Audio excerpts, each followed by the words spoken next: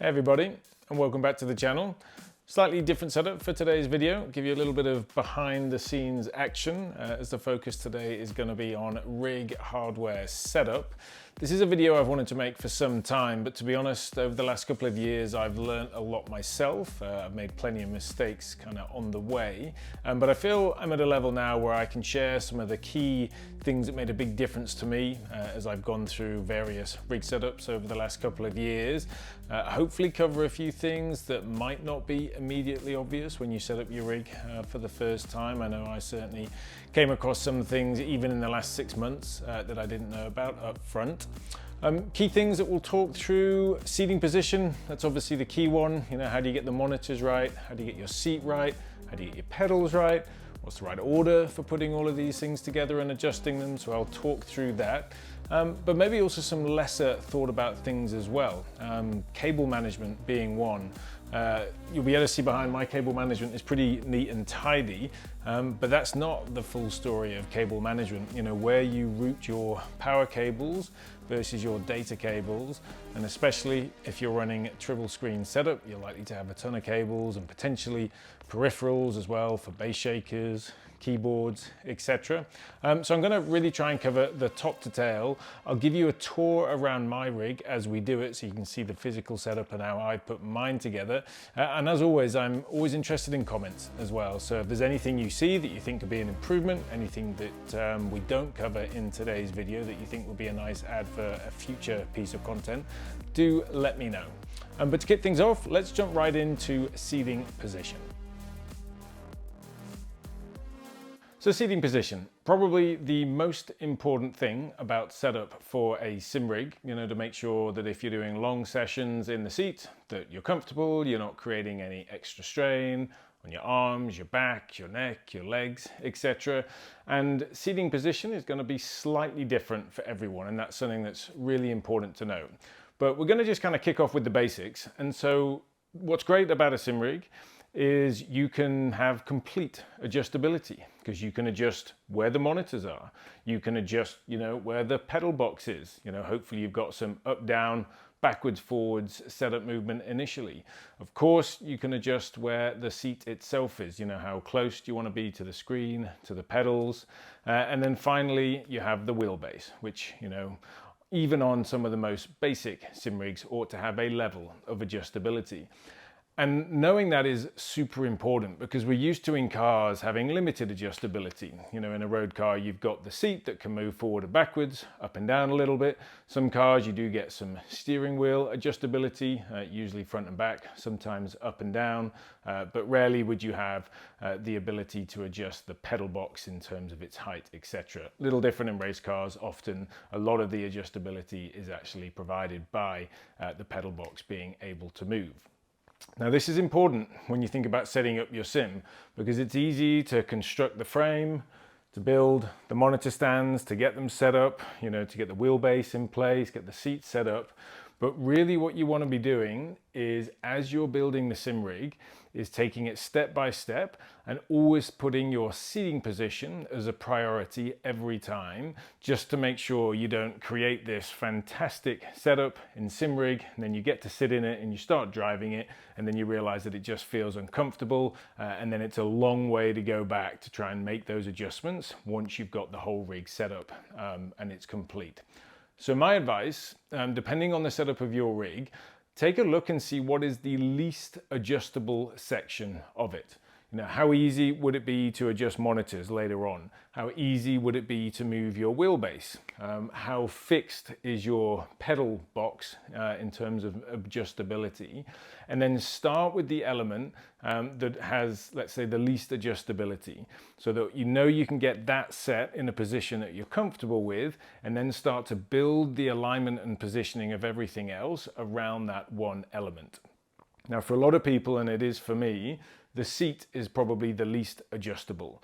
Once I built the bottom part of the frame, then I got the seat in position, and I do have a rail, so I do have forwards and backwards movement. But to be honest, for me to try and adjust the height of the seat or do any major changes is a bit of a pain. So for me, I start with the seat, get that set in a comfortable position, a position that I want to race in, and then I start to construct everything else, monitors, wheelbase, pedal box, around the seat, and I try and do it stage by stage, and that's what I want to walk you through.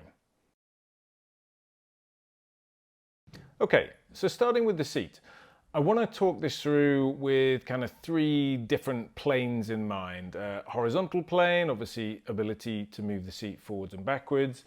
Vertical plane, up and down, and then tilt angle. So, how far back do you want your seating position to be? And I'll use those three planes throughout the video. When we're talking about the wheelbase and the pedals, it's kind of like the same idea. You have those three angles really of adjustability. So if we get started with that horizontal plane, first piece of advice, if you can, set your seat up so it rides on a slider. So even when you've got it fully set and in position, you have the ability to move the seat forwards and backwards. I found over the last couple of years that just retaining that ability to move the seat forwards and backwards post setup is extremely useful. Because you're able to, share the sim rig with other people, but also make really fine adjustments when you're in the sim rig. If you don't quite have the positioning right in terms of distance to the pedal box or to the wheelbase, then obviously, without undoing bolts, you can just slide the seat forwards and backwards. So if you can, set that up as part of the sim rig because it really makes adjustments later much, much easier. In terms of vertical, so this isn't too difficult to change for me. I've got 4 bolts. I've got a fairly flexible seat mount here, so I can raise my seat up and down relatively easily. But again, it's not something that I really want to be doing on a regular basis.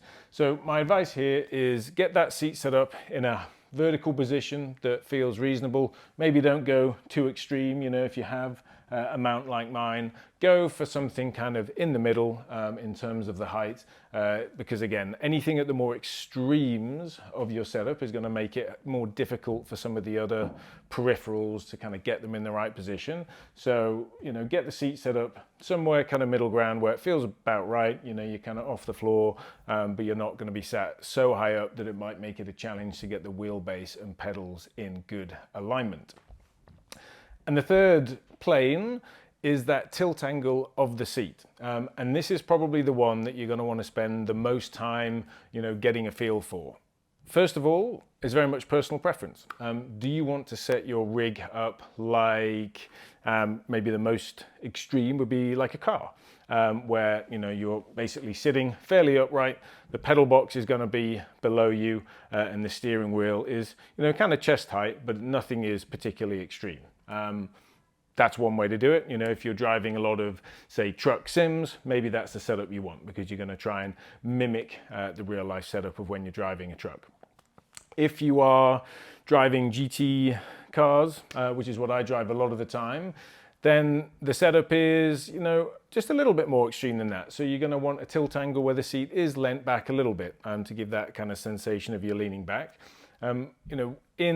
The reason that that's the case for GT cars or any race cars really is you're going to want the weight as close to the ground as possible. So in order to do that, obviously you need to tilt the seat back a little bit. So if you're going for a GT style, sim racing experience, then yeah, you're going to want to tilt the seat back a little bit just to kind of get that flavor. Now the reason tilt angle is so important is the follow-on impacts that it will then have for the other peripherals. So the further tilted backwards your seat is, you're going to have to really think about where that pedal box is, because typically that pedal box is going to have to rise the further back that you tip your seat. And if you think about that, obviously if you're upright, the pedal box can be right below you, but if you're leant back, in order to retain the comfort, the pedal box is going to have to come off the ground. So if you do want more of an F1 style seating position, and your rig isn't kind of custom made that way, then you're going to need to check that that pedal box has got enough adjustability to lift the pedals as high as you need them. Maybe you'd need to drop your seat height lower in order to be able to get the pedal box higher and then still get the tilt angle that you're looking for. I run a kind of GT style, so I'm kind of halfway house, which makes it relatively easy to set up. But that's really the key thing for tilt angle. Make a decision as to what the position is that you want. You know, is it more formula style? Is it more GT style? And then have a think about the impacts that's going to have on the positioning of those peripherals. Because the more extreme you take that tilt angle, the more flexibility you'll need to have in the pedal box and potentially in the wheelbase to make sure you can get those set at angles and positions that are going to retain that comfort. You know, realism is great, but really what you want in a sim rig is to be as comfortable as possible when you're doing long sessions. And that's why taking time around the seating position, you know, for all of the things you're going to be using. So sitting in the seat, holding the steering wheel, adjusting the pedals, it's worth investing the time to really get those positioned right. So next step for me would typically be the pedal box. And again, that's because my pedal box has zero adjustability in it. You can get pedal boxes that have rails as well. That was an option for mine. I didn't go for it at the time. Might have been a good idea. But mine, once it's set up, is in a fixed position in terms of its height, in terms of its tilt, and in terms of its horizontal plane as well. And it's a real pain, to be honest, to kind of take the bolt out and to move it. So once I've got my seat and I'm comfortable in terms of the angle, you know, where I'm kind of roughly sitting, then the next thing for me to take a look at would be the pedals. I recommend starting with the height of the pedal box. This, depending on the rig, you might not have tons of adjustability. Hence why, you know, when I was talking about the seat, you know, you've really got to think about that tilt angle that you have your seat, because the further tilted back you are, you know, you're likely to need to raise the pedal box, you know, that much higher, or bring the height of the seat down so that you don't need to raise the pedal box quite so much.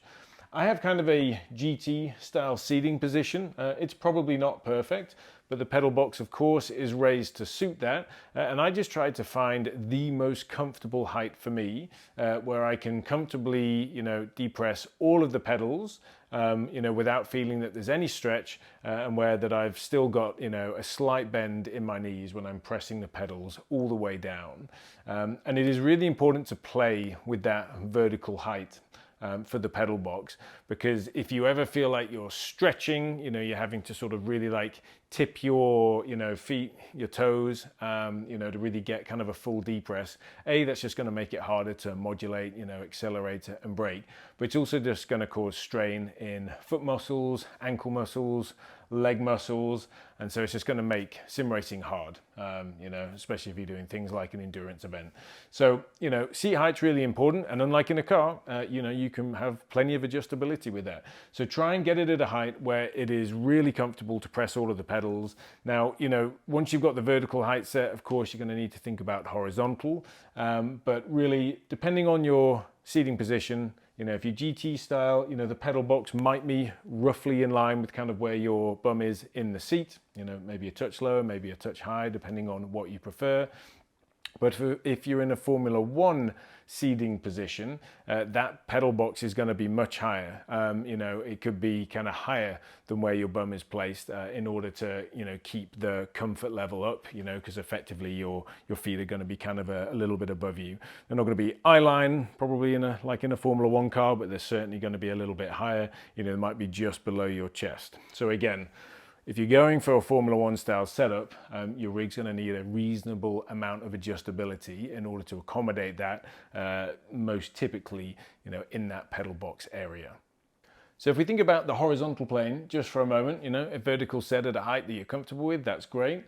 If you have a rail on your seat, and maybe as a bonus, if you also have one in the pedal box, obviously that horizontal plane you can kind of sort out right at the end of your setup. You might not have to figure it out now.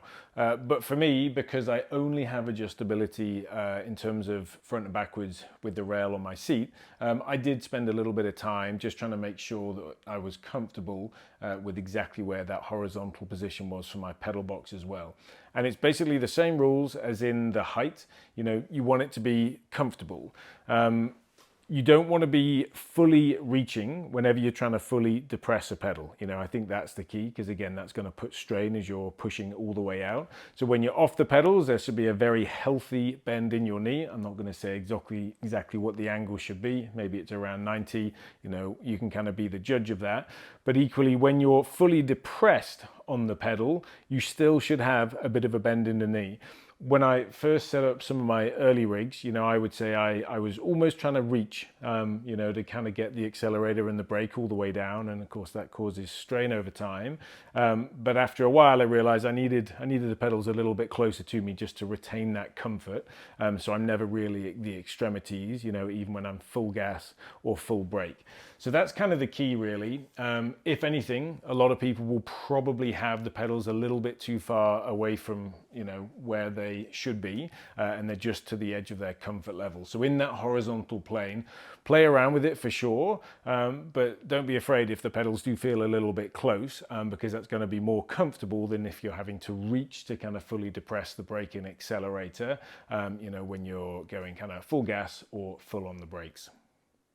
So let's talk tilt angle. A lot of pedals these days will have adjustability in terms of their tilt, kind of back, forward, maybe even a little bit kind of over to the front.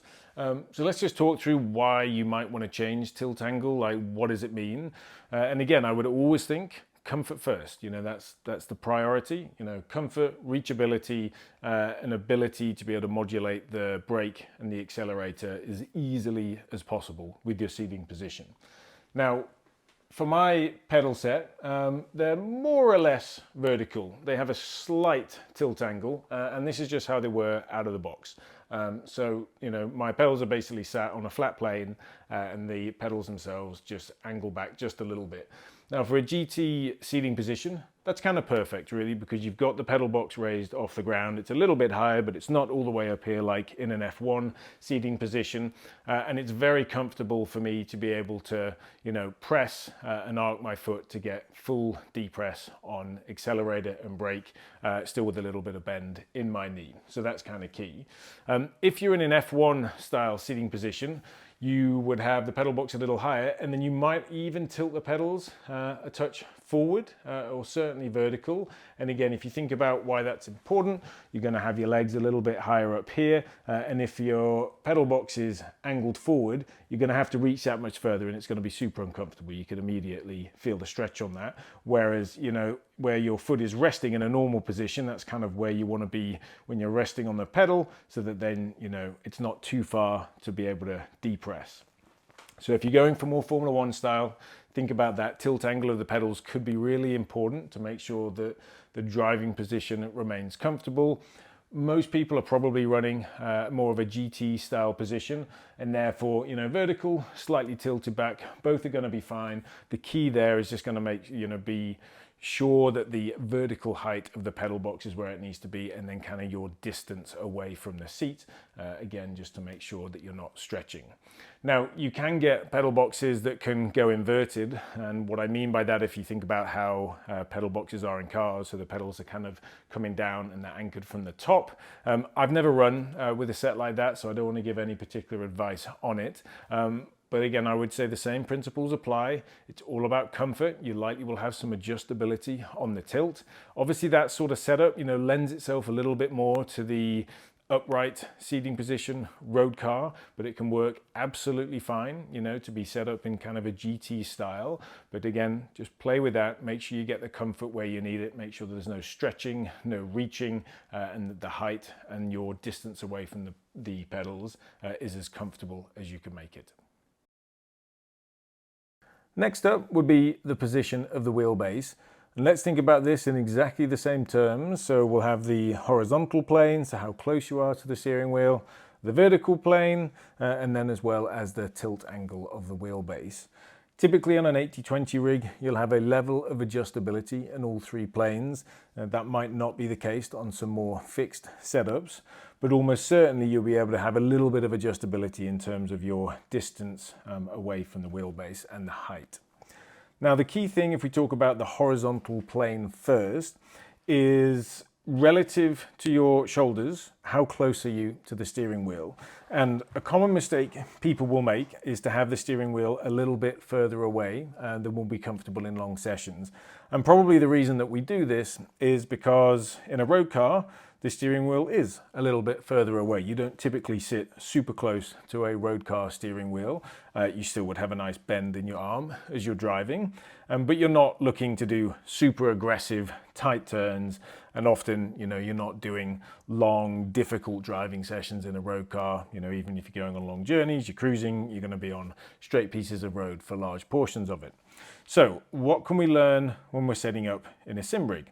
Well, a good rule to go by from a horizontal perspective is when you're sat in your normal seating position, so you're kind of back in your seat, comfortable driving position, your arm should be able to rest over the middle of the steering wheel, and your wrist or somewhere around the wrist should have a comfortable position kind of right on the top in the middle of the steering wheel itself. You could probably argue that the wheel might be a little bit close for me, but this is still very comfortable. Right arm, of course, no different with the left arm. And then what it should feel like is you have a really solid bend in your elbows. Might be around 90 degrees, might be a little bit less, but being this distance away from the wheel is really useful because it makes the movement or the ease of movement when you're kind of going full lock nice and comfortable. The further away you have the steering wheel, when you start going into kind of full lock, going around tight hairpins, that's when you're going to start to induce strain. You can get kind of pain in the shoulders, especially if you're doing endurance racing and drive in the seat for just a little bit longer sessions. So that, I would say, is the most common mistake, is people setting up the horizontal plane where the wheel is just that little bit further away. As always, there's going to be personal preference in that, but if the steering wheel initially feels a little bit close, don't be afraid with that. See if it works, kind of get used to it, do some longer sessions, get a sense of how that feels. But generally, when the wheel is a little bit closer, it's just going to take some of the strain off when you're doing the kind of big hairpins, and you're doing a lot of that kind of arm work. For me, when I first set up SimRig, it was with a different wheelbase. It was a little bit further back, and I suffered more with shoulder pain for a long time. I just thought it was, maybe me getting old and shoulders getting worn out.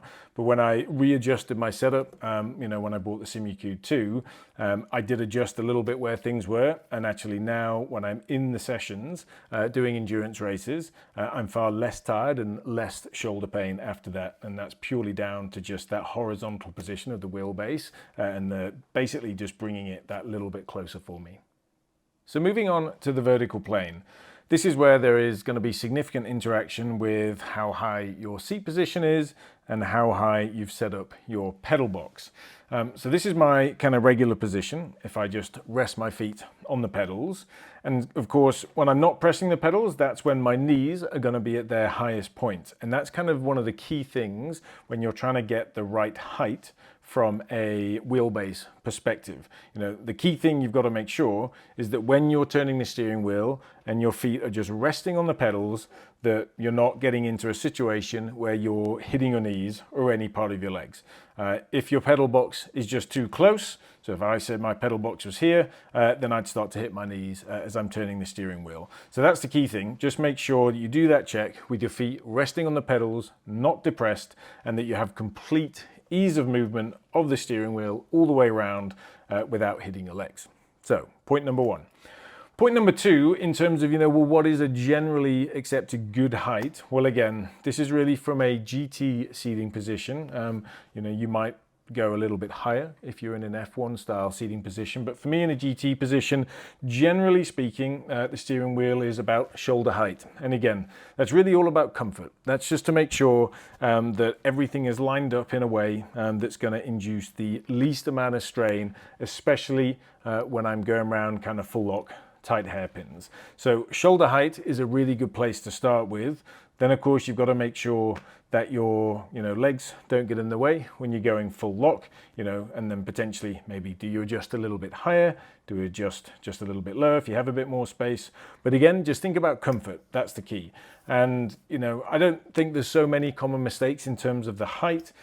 Maybe people will have it a little bit lower just because of they're used to that position in a car. But if you can get the wheelbase to be at shoulder height and it doesn't interfere with your legs when you're on full lock, then then that's great. That's going to be one of the most comfortable heights that you can have the steering wheel, so that you're not inducing additional strain or, you know, extra strain when you're turning the wheel, especially when you're really cranking it round one direction and then the other. Last but not least on the wheelbase is going to be tilt angle. And this is a really sneaky one in terms of it can cause quite a bit of pain if you don't have it set in the right angle for your seating position. And I've got first-hand experience of this. So in the past, I used to have a Fanatec wheelbase. I was actually able to have the monitors kind of sit right over here, so over the shaft of the wheelbase, rather than where they have set here just behind it. And because of that, in order to get that to work properly, I had to tilt the wheelbase up a little bit, so the angle was a little bit up. The wheelbase was also set a little bit further back, as I said in the last section of the video.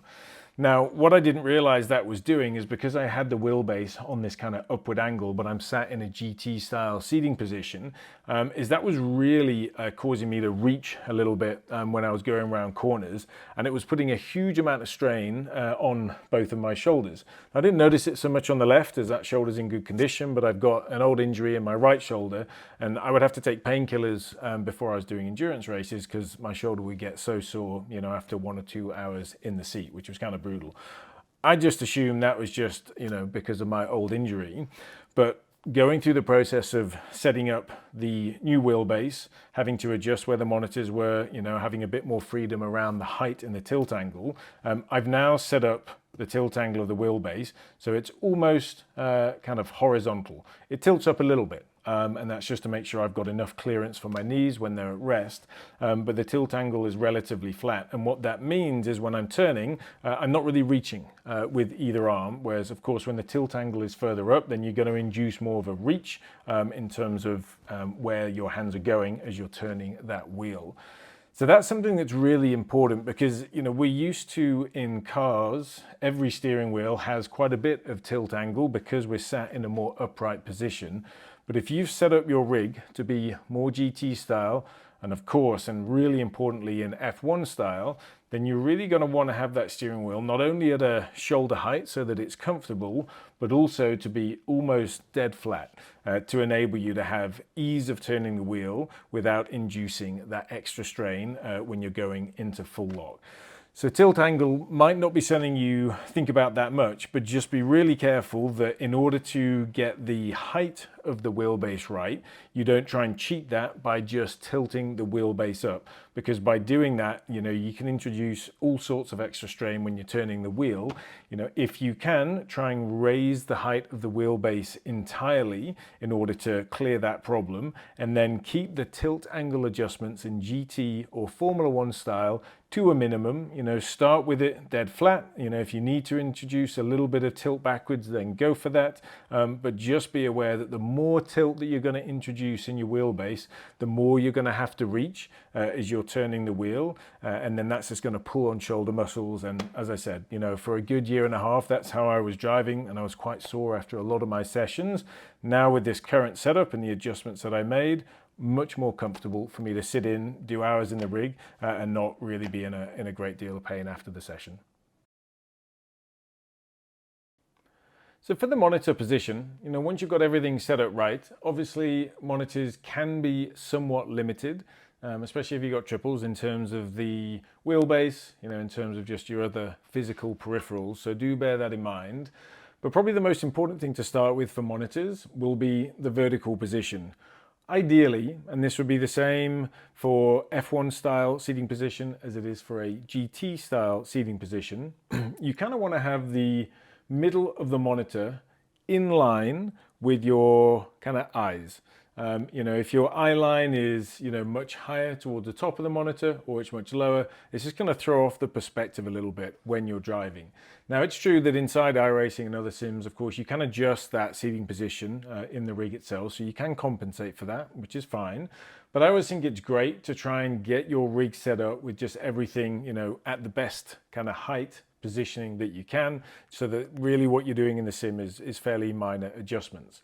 So if you can, start off with that vertical adjustment, Get in your seat, get a sense of where your eye line is, and then try and adjust your center screen, and it'll be the same for the triples on either side, that the height of those screens, that your eye line is right in the center or as close as you can get it. Now, that could be a challenge. If you want to have the screens right up over the shaft of your wheelbase, obviously that shaft is then going to get in the way. So my previous setup, that is exactly how I had mine. The Fanatec shaft is a little bit narrower than the Simucube one. I had the screens right up here, and I was able to get the screens low enough and my seating position that my eyes were just below center, but it wasn't too bad. I was reasonably comfortable with it, and I quite liked that closeness to the screen. Now, some people aren't a huge fan of being right up close to a 27-inch screen, 32-inch screen, so of course, personal preference. If you do have the monitors set behind the wheelbase, you'll typically have a bit more adjustability. You'll have to be careful, of course, of the cables coming out the back, but you'll have more adjustability than if you have it right over the shaft. Now, if you do like to have it really close and you have it over the shaft, then of course the one thing to bear in mind is just to make sure, again, that when you're turning the wheel and you're at full lock, and you're pulling the pedals, the clutches, whatever you've got behind this, that when you're operating all of those functions at whatever angle of the steering wheel, that you're not hitting the screen. So when you have the screens that close to you and you have them over the shaft, that can be a bit of a challenge. So some shafts are longer, sometimes you can get extensions on the shaft, so then that enables that to be a more comfortable fit. But as I said, from a vertical plane perspective, the challenge can often be that you can't get the monitor low enough so that your eye line is in the middle of the screen. And I think a little bit off center, so a little bit above, a little bit below is fine, and then you can do those finer adjustments in the sim itself. But if you find you're really too far off, then that's just going to take away a little bit of the immersion. And I think it would be better to put the screens further back, as I have in my current setup here, so that then you can drop that screen behind the wheelbase just to achieve the right height, so that your eye line is as close to the middle as you can get it. So let's talk side monitors. If you've got triple screens, often see posted on forums, what's the ideal angle, what's going to give you the best immersion.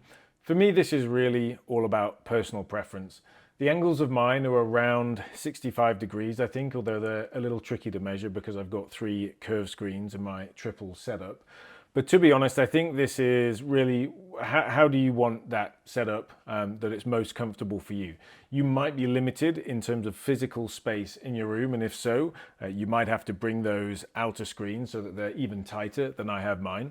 Totally fine. Or, you just might prefer them to be a little bit further away from you. Maybe that gives you a little bit more ease of getting into the rig itself and getting into your seating position. So for me personally, I don't think it matters too much. Obviously, what's super important is whatever angles that you set it up physically, that you make that requisite change in iRacing as well, or any other sim, just to make sure that the sim understands the angles of the monitors. But generally, I think those side angles for triples comes down to 1, personal preference, and then 2, if you're working with any sort of space limitations, then of course you're just going to need to work around that. So another really important part of rig setup is going to be cable management. Now, cable management for me, when I set up my rig for the first time, was keeping stuff neat and tidy. I'm a little OCD, so that was easy. Obviously with 80/20 rigs, you can buy clips, you can hide them kind of inside the rails, you can wrap wires together. Getting cables tidy is actually not all that difficult to do. And so for me, I got them tidy, didn't think too much about it, went on with my racing. That's good, but here's the really important thing, and something I learned about 12 months into my sim racing journey when I was just struggling with a few glitches, wasn't sure what was going on, is the importance of power cables and how you route those across your rig. If you think about power, depending on what your rig setup is, you're going to have the wheelbase, that's pretty hungry when it comes to power.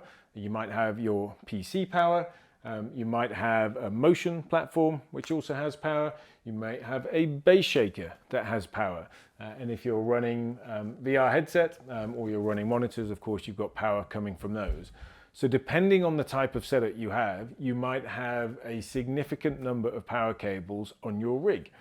Now initially I would just run power cables wherever it made sense, either together or with some of the data cables, etc., and didn't think too much of it. But what I've learned over time is if you're running power cables alongside a data cable, and what I mean by a data cable could be a monitor cable, it could be a cable for your peripherals, so say keyboard and mouse, etc. That power cable, especially the ones that are pulling a lot of power like the wheelbase, can introduce interference across that data cable. So if you run power cables right next to data cables, that is something you're exposing your rig to. Now it might not happen, if the power cable is extremely well shielded, if the data cables are well shielded, you might never notice it. But if you can avoid it, try not to run power cables alongside data cables, at least for any extended, period of length, basically. So if you have to do it, just do it, for a couple of centimeters, couple of inches, whatever it might be. Now, typically, cables are going to have to cross in your setup, and that's totally fine. So if you have a power cable going this direction and you have a data cable going this direction, great. That's generally considered fine in terms of minimizing electrical interference crossing, from the power cable into the data cable. So no problem with that. But if you can, and I can show you my setup, just try and route the power cables somewhere completely different to where you run your data cables. So if you see here, this is my power cable for my wheelbase, and I have it running kind of on its own just down the side of my rig here. Now there is another cable attached to it which kind of looks a bit like a data cable, but this is just a power cable that I use to power my tablet that is right here. So this isn't carrying any data, so no worries about any interference. And so my power cable continues down bottom of the rig, pops out of the side, and then goes basically right into the power supply. So no issues. And then again, I have a base shaker, and then I have, a power cable coming out from the adapter, basically, of my wheelbase that's at the bottom here. And again, there's nothing else routed with it. It just comes out to the side of the rig and then makes its way directly into the power supply, which is kind of in the box, which then heads to the wall socket. So where you can with power cables, try and keep the power cables either as far away, as much as you can away from data cables, or if you have to route them together for, a little bit of distance, just try and minimize it as much as you can. But typically what I found is the power cables from wheelbases, etc., tend to be long enough that you can adjust kind of where they run on your rig. So make use of that length of cable to just avoid having to route power cables alongside any other data cables. Some other good housekeeping things to think about when it comes to cable management would be cable bends, cable weight, and cable length. So let me talk you through each of those.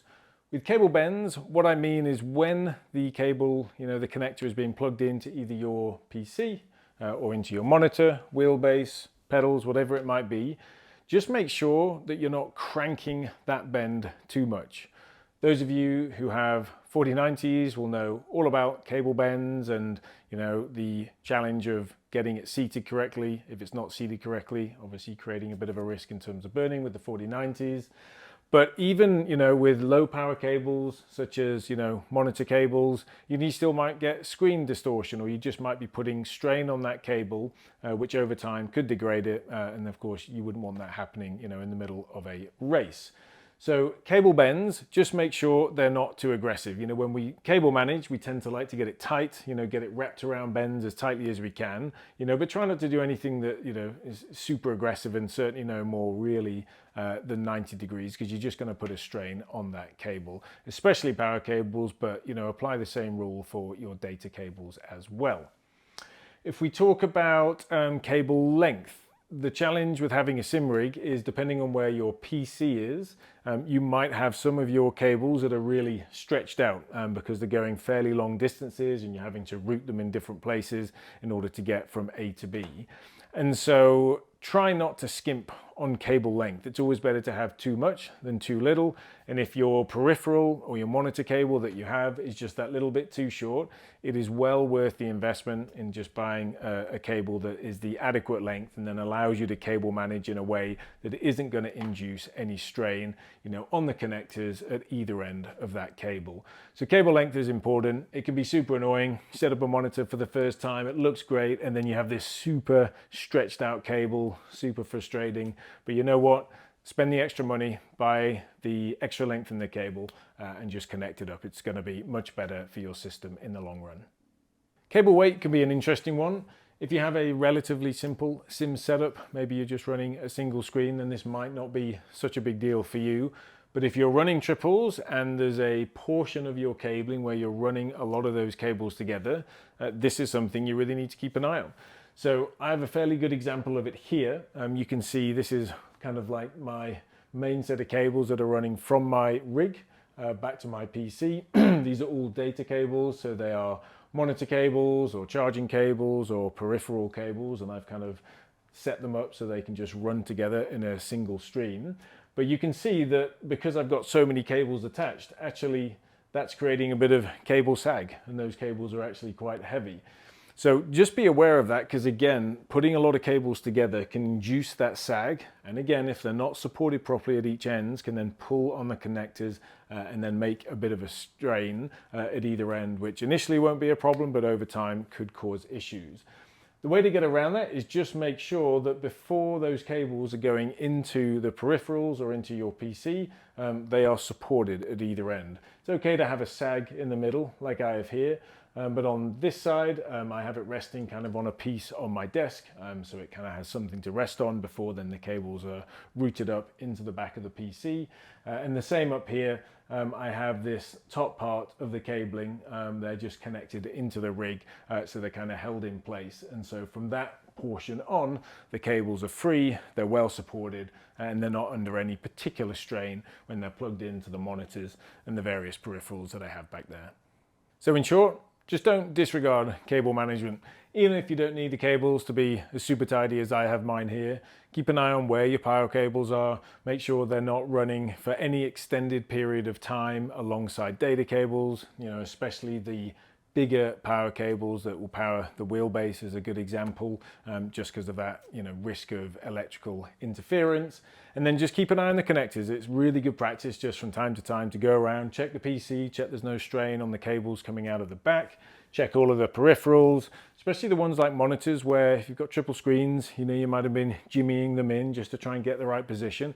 Just take a look from time to time to make sure that they're well seated and the cables aren't being cranked. You haven't moved something, made an adjustment, and then it's kind of pulled a cable particularly taut. Just a good thing to do just for the general health of your rig, because if you've got good cable management and you keep an eye on it, then of course the cables will last forever. So just a small administrative thing to do from time to time, just to make sure that your rig runs as good as you want it all of the time. You don't have any unexpected issues just from poor cable management. So I've moved us to the back of the rig here just to talk really quickly about power circuits. Now again, depends on the complexity of your rig. Do you have motion? Do you have base shakers? Are you running triple screens? Are you running just a more simple setup? How powerful is your wheelbase?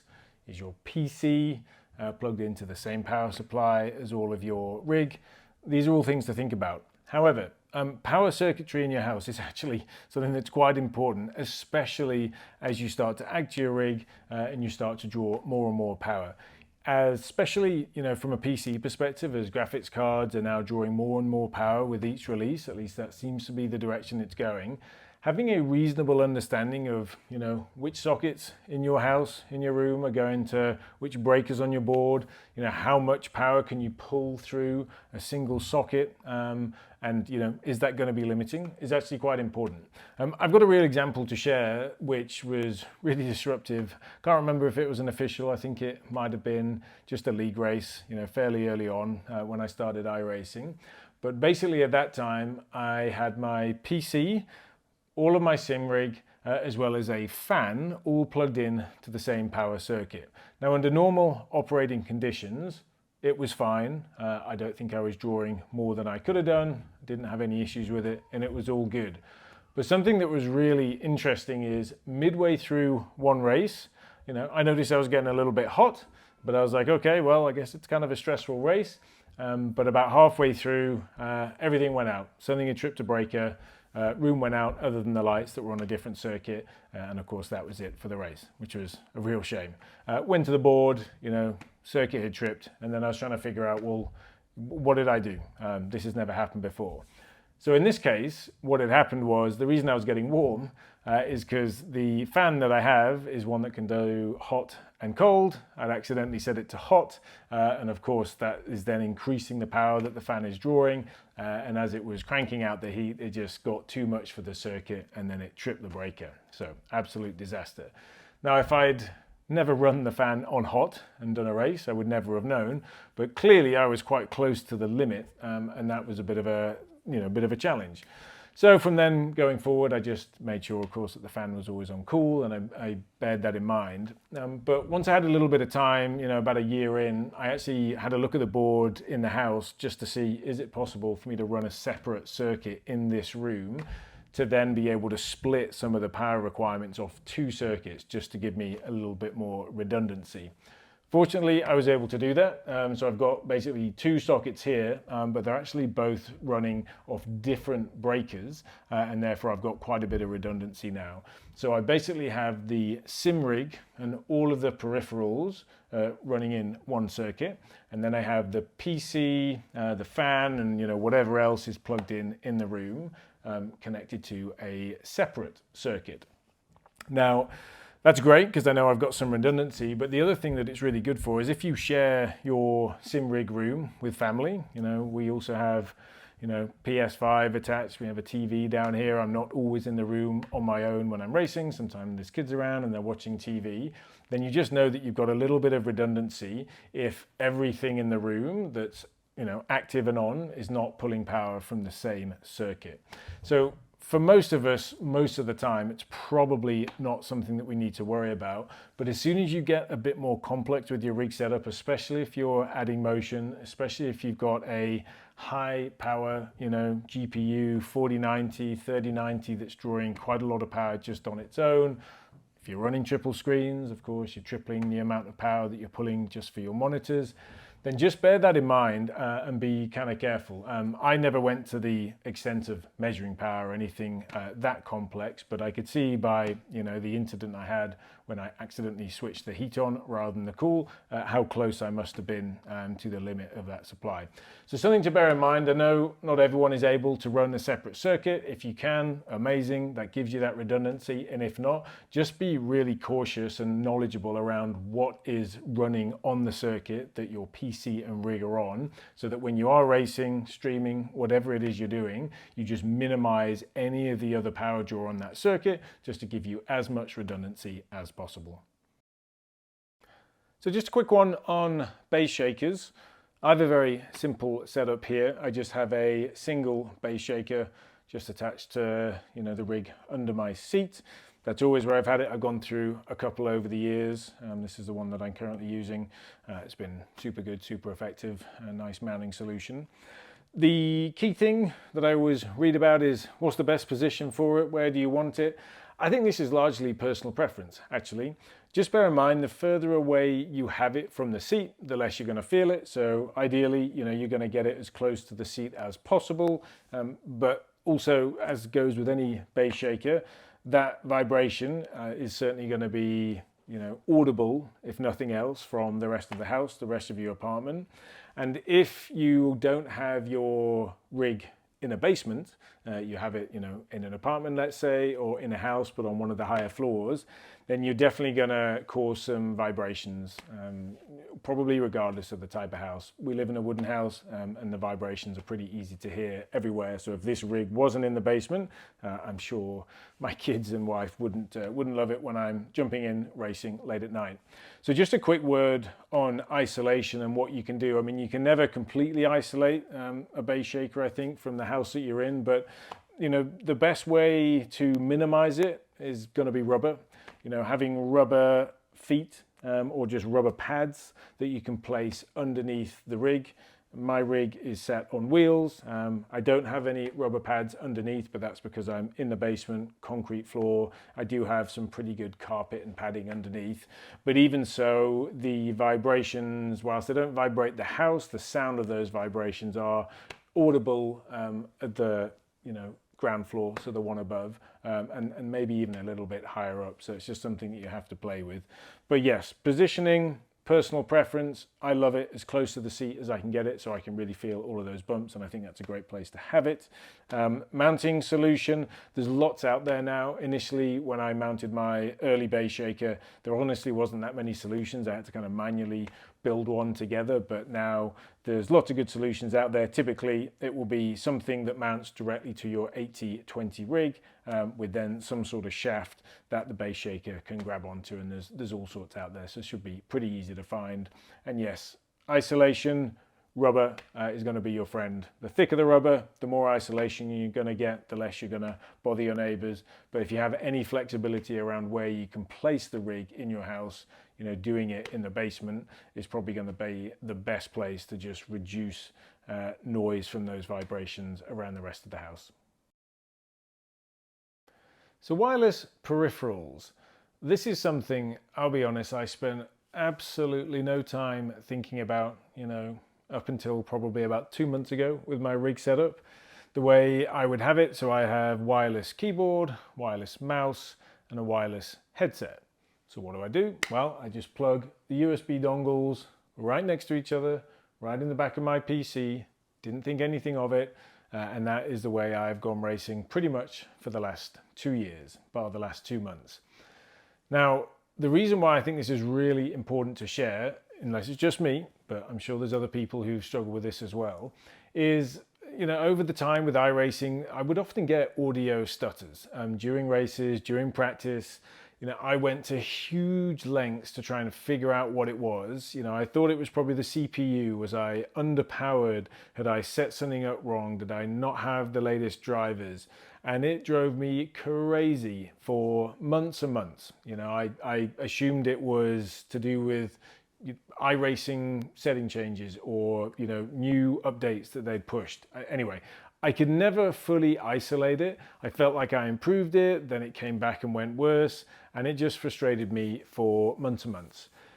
Now, the solution to it was so simple, I just felt like an absolute idiot, but it was something that I just never thought about.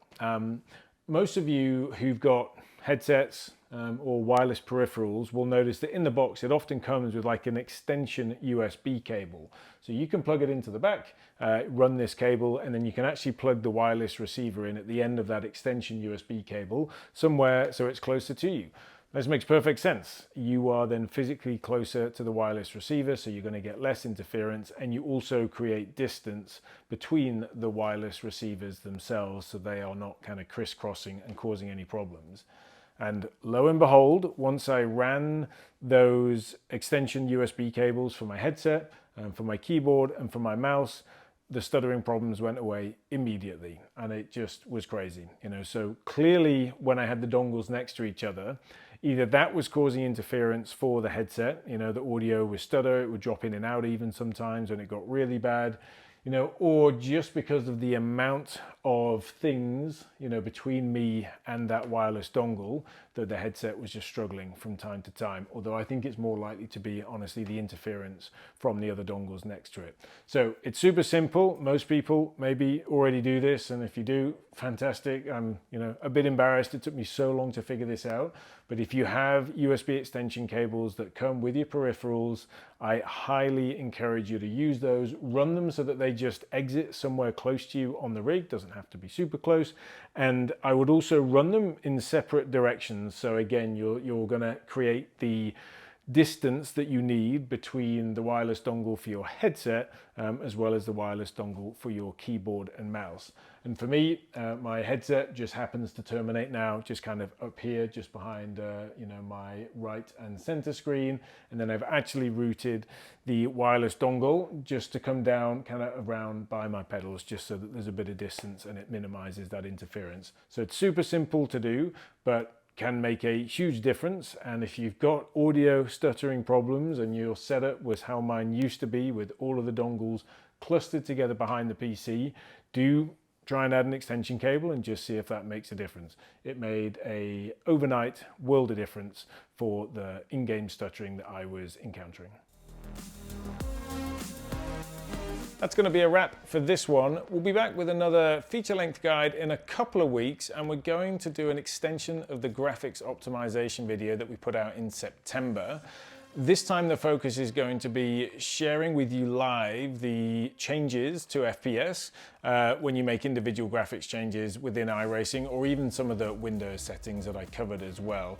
It was a comment from one of our subscribers last time out. I really like that because obviously, you know, it's easy to go and make the changes, but it's great if you can see an example of the impacts. And because I'm running triples, typically you can see the FPS impact almost every time you make a change to some of the more major graphic settings within iRacing. So a couple of weeks time, we'll get that one out. Might take a little bit of time to shoot because there's so many settings in there for us to play with, but I look forward to sharing that with you all.